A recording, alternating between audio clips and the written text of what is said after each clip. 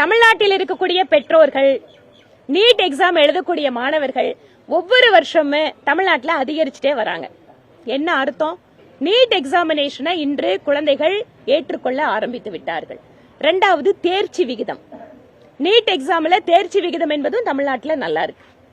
ஆக இன்னைக்கு நீட் அப்படிங்கறத சமுதாயத்துல எல்லாரும் ஏத்துட்டாங்க. இன்னொரு முக்கியமான ஒரு பாயிண்ட் இதுல என்னன்னா, சாதாரணமாக இருக்கக்கூடிய அரசு பள்ளி மாணவர்கள், ஏழை விவசாயிகள், குடிசையில் வசிக்கின்ற குழந்தைகள், மருத்துவமனைக்கு செல்வதற்கு கூட தயங்குகின்ற கால்கள் இன்று மருத்துவராக தங்கள் குழந்தைகளை பார்க்கின்ற சூழலை நீட் உருவாக்கி இருக்கிறது.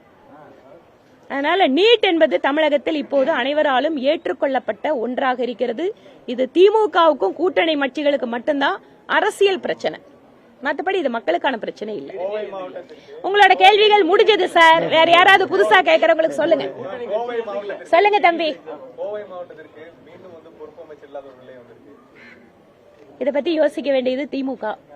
ஏனென்றால் இல்ல, இது கோயம்புத்தூருக்கான பொறுப்பு அமைச்சர் மட்டும் இல்லைங்க. நம்முடைய மரியாதைக்குரிய முதலமைச்சர் அவர்கள் தன்னுடைய அமைச்சரவை சகாக்களை மாற்றிக்கொண்டே இருக்கக்கூடிய சூழல் வரும் காலத்தில் இன்னும் அதிகமாக நடக்கும். அடுத்து வரக்கூடிய சட்டமன்ற தேர்தலுக்கு முன்பாக தமிழக அமைச்சரவையில் இருக்கின்ற எத்தனை அமைச்சர்கள் அவர்கள் அமைச்சருங்கிற அடைமொழி இல்லாம மக்களை சந்திக்க போறாங்க, இல்ல மக்களையே சந்திக்க முடியாத சூழல் வருமானு பாருங்க. ஒரு வருஷத்துல நாங்க வார்னிங்கும் சொல்லல, த்ரெட்டனிங்கும் பண்ணல. நீங்க செஞ்ச செயல்களுடைய விளைவை நீங்கள் விரைவில் பார்க்க போகிறீர்கள் அப்படிங்கறதா எங்களோட கருத்து. நாங்க யாருங்க த்ரெட்டன் பண்றதுக்கு?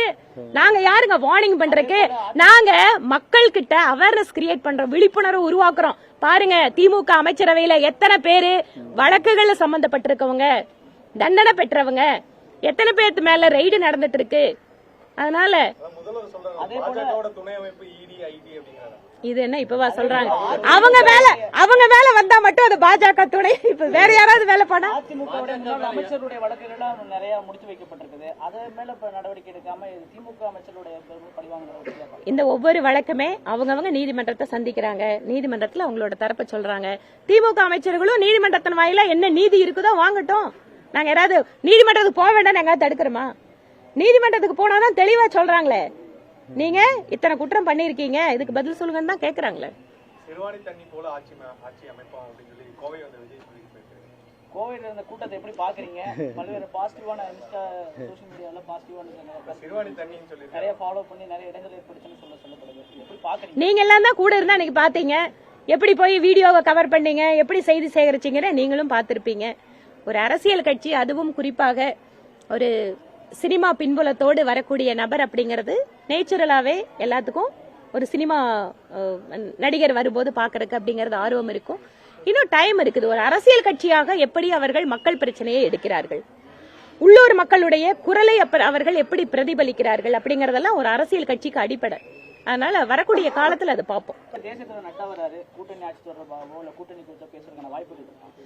கூட்டணி தொடர்பாக ஏற்கனவே மத்திய உள்துறை அமைச்சர் அறிவிச்சிட்டாரு. அதனால அதுல எந்த ஒரு குழப்பமும் யாருக்கும் இல்ல. நீங்க என்டிஏ வரும்போது ஒவ்வொன்னா சொல்லுவோம் உங்களுக்கு. எங்க கிட்ட வரும்போதெல்லாம் நாங்க எப்பெல்லாம் வெளிப்படையா அறிவிக்கிறோமோ அப்ப அறிவிப்போம். இங்க பாருங்க, கூட்டணி விவகாரத்தை பொறுத்த வரைக்கும் கூட்டணி அமைச்சாச்சு. எந்த தொகுதி, எத்தனை தொகுதி, யார் வேட்பாளர்கள் அப்படிங்கிற கேள்விகளுக்கெல்லாம் நாங்க பதிலளிக்க முடியாது. இதை முடிவு செய்ய வேண்டியது தேசிய தலைமை. தேசிய தலைமை என்ன சொல்லுதோ அதை கேட்டு நடக்கிறது தாங்க இங்க கட்சியினுடைய ஒவ்வொரு தொண்டர்களுக்கும் இடப்பட்டிருக்கக்கூடிய ஒரு கடமை. ஒரு கட்சின்னு அப்படிதான் இருக்கணும். என்ன கருத்து வேறுபாடுகள் இருக்கோ கட்சியினுடைய உள்ளரங்களை பேசுறதுக்கு எல்லாத்துக்கும் வாய்ப்பு இருக்கு. ஆனால் கட்சி ஒரு முடிவெடுத்து விட்டால், தேசிய தலைமை முடிவெடுத்து விட்டால், அந்த முடிவினை அமல்படுத்துவது என்பதுதான் கட்சியினுடைய ஒவ்வொரு தொண்டர்களுடைய ஒரு பொறுப்பாக இருக்க வேண்டும் என்பது என்னோட கருத்து. அதாங்க, சாதிவாரி கணக்கெடுப்பு இத்தனை நாள் தமிழ்நாட்டில் நீங்க நடத்துங்கன்னா அதை நடத்தல. ஆனா மத்திய அரசு அறிவிச்சொன்ன நான் போய் உடனே அது என்னாலதான் அப்படின்னு சொல்றது, அது யாரோ கஷ்டப்பட்டு குழந்தைய கொண்டு வந்து கொடுத்தா பேர் வைக்கிறதுல என்னங்க கஷ்டம்?